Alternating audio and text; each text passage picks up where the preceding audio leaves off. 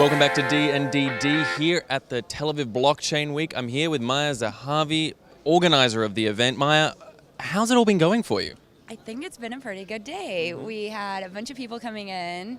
We turned this club, the Oman, into a crypto panel right after the Udioni match-off. And it's been a really exciting and hectic day of a lot of crypto people, crypto projects coming into town, and the local Israeli projects, the non-shitcoin kind, coming together. You kept the standards high, you kept the barriers at the doors, who's getting in and who's not? Yes.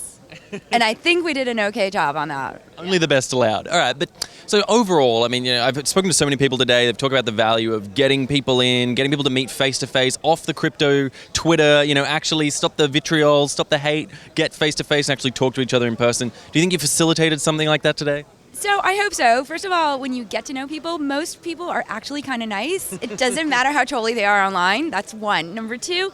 And this was for me, that it's been one of the goals, is I think the Israeli ecosystem has been way too focused on just issuing new ERC-20s and making it into a fundraising tool, whereas the general crypto has evolved into DeFi and application, is talking about UX, and has kind of matured. And we wanted to get these projects here to Tel Aviv, and it's a really hectic week with back-to-back events for the whole Tel Aviv Blockchain Week, and start having those discussions. So devs that might have been alienated from the crypto world can come in and sit for some of the dev workshops that we have going on here, and maybe be inspired to build something that can make it big and enlarge the ecosystem, the community. So, I mean, that's some lofty goals, though. So you think out of today, this isn't just about today, this is about the ripple effects onwards, there are going to be some real changes. Listen, it's a process. I've been in this space for almost 7 years, and when you really think about it, first of all, time moves on warp speed in crypto markets, right? And if you had told me we're going to be where we are today, just in terms of adoption and the number of protocols and the number of projects and the number of devs working actively full-time on these stuff, I would have been amazed.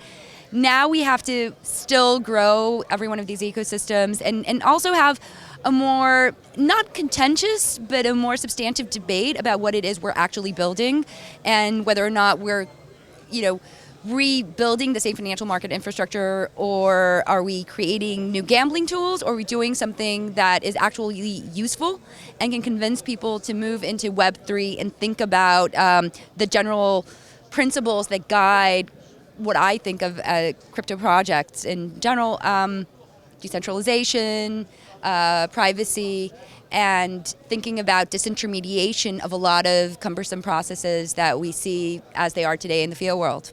And do you think the Israeli sort of part of the sphere can play a big role in that next level? So I think one of the more under-the-radar things that have happened in the mayor markets is that a bunch of startups that come from cyber have started building on in crypto, usually custody solutions, different UXs, and specifically some of them, I have high hopes that they're going to be the ones paving the way for greater mainstream adoption. So yeah.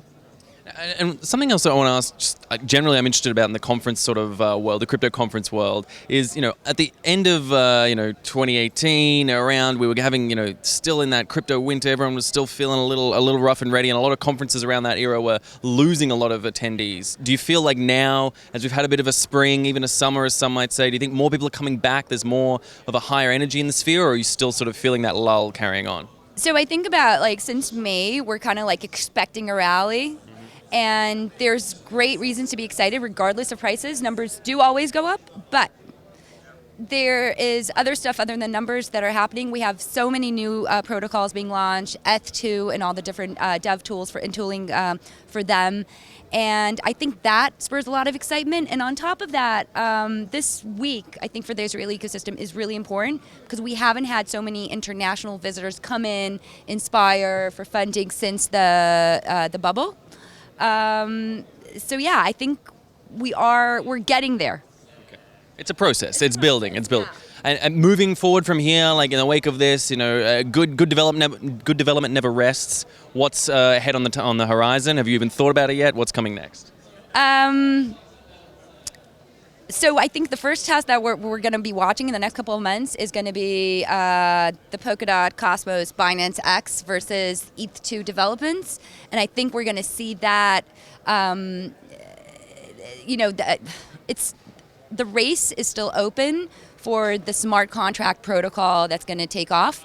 And on the offset of that, we have all the CBDC discussion in corporate coins, right? We got Libra, the Bank of China, Line, Kakao, Telegram coming in. And so I'm really interested to see how that plays out, whether or not mainstream adoption is going to end up being something corporately sponsored or through a central bank. And the CBDC in general is just now that conversation, how we build real global digital currencies and whether we even need it, it's starting to get more real. Just like Web3 is becoming less of a buzzword, and we actually see a lot of new privacy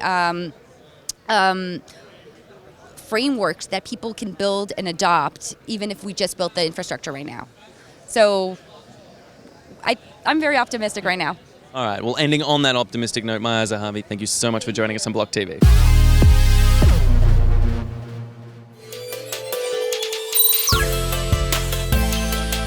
For more news and updates, follow us on Twitter.